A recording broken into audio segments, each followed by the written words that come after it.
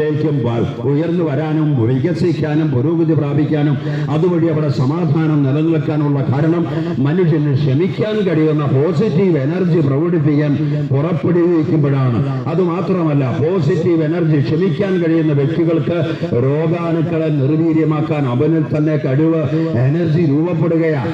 ഏതൊരു രോഗത്തെയും കീഴടക്കാൻ കഴിയുന്നതാണ് ക്ഷമിക്കാൻ കഴിയുന്ന പോസിറ്റീവ് എനർജി. അതുകൊണ്ട് ക്ഷമ എന്ന് പറയുന്നത് ദൈവം കൊതിക്കുന്ന സ്വഭാവമാണ്, ദൈവദൂതന്മാർ ആഗ്രഹിക്കുന്ന സ്വഭാവമാണ്.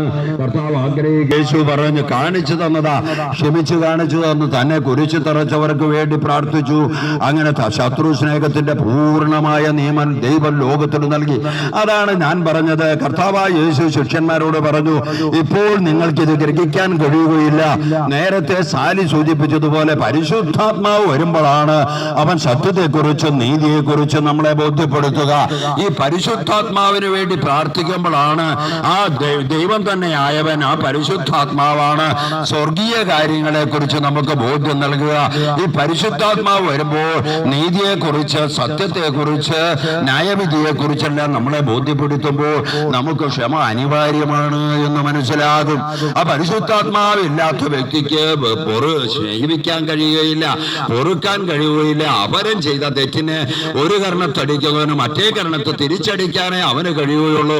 എന്നാൽ ക്രിസ്തു പഠിപ്പിച്ചത് എന്താ? നിന്റെ ഒരു കർണത്തടിക്കുന്നവന് മറ്റേ കർണം കാണിച്ചു കൊടുക്കാൻ പറയുക വഴി അവനെ ദൈവോന്മകനാക്കാനാണ് കർത്താവ് അത് പഠിപ്പിച്ചത്.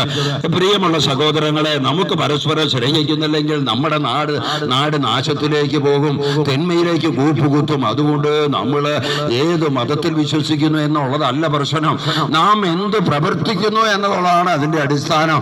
നമുക്ക് ക്ഷമിക്കാൻ കഴിഞ്ഞാൽ, നമ്മെ ഉപദ്രവിക്കുന്നവരോട് പൊറുക്കാൻ കഴിഞ്ഞാൽ നാം നമ്മുടെ ജീവനെയാണ് നേടുന്നത്. ക്ഷമയിലൂടെ നമ്മുടെ നിത്യജീവനാണ് നമ്മൾ അവകാശമാക്കുന്നത്. നമുക്കറിയാമല്ലോ ഒട്ടനവധി ചരിത്രങ്ങൾ വിശുദ്ധ ബൈബിളില്. ജോബിനെ എടുത്തു നോക്ക്. ജോബിനുണ്ടായിരുന്ന സർവ്വസമ്പത്തും പരീക്ഷിച്ച് നശിപ്പിക്കാനായിട്ട് പിശാചിന് അധികാരം കൊടുത്തപ്പോൾ അവൻ ചെയ്തത് അവന്റെ എല്ലാ സമ്പത്തുകളും അപ്പാടെ നശിപ്പിച്ച് അവിടെ ജോബിന്റെ എല്ലാ മക്കളെയും മരിച്ചു, എല്ലാം നശിച്ചു. ഒന്നുമില്ലാത്തവനായി ജോബ് നിലത്തിരുന്ന് രോഗം വന്ന്, പുഴുക്കൾ വന്ന്, ശരീരം ചരണ്ടി ചാരത്തിലിരുന്ന് ചുരണ്ടിക്കൊണ്ടിരിക്കുമ്പോഴും അവൻ ദൈവത്തെ തള്ളി പറഞ്ഞില്ല. ദൈവത്തിനെതിരായിട്ട് അവൻ കോപിച്ചില്ല. ഈ ലോകത്തിന്റെ സുഖത്തിനു വേണ്ടി മാത്രം, ലോകത്തിന്റെ നേട്ടങ്ങൾക്ക് വേണ്ടി മാത്രം, മറ്റുള്ളവരുടെ പേരിനും പ്രശംസയ്ക്കും വേണ്ടി സമ്പത്ത് വർദ്ധിപ്പിക്കുക. ഒരു നില വീട് 2 നില വീടാക്കി, 2 നില വീട് 3 നില വീടാക്കി, മറ്റുള്ളവരെല്ലാം എന്നെ പ്രശംസിക്കണം, ഇവനാണ് ഇവിടുത്തെ മുതലാളി എന്ന് മറ്റുള്ളവരെല്ലാം പറയണമെന്ന് വിചാരിച്ച് ഈ ലോകത്തിൽ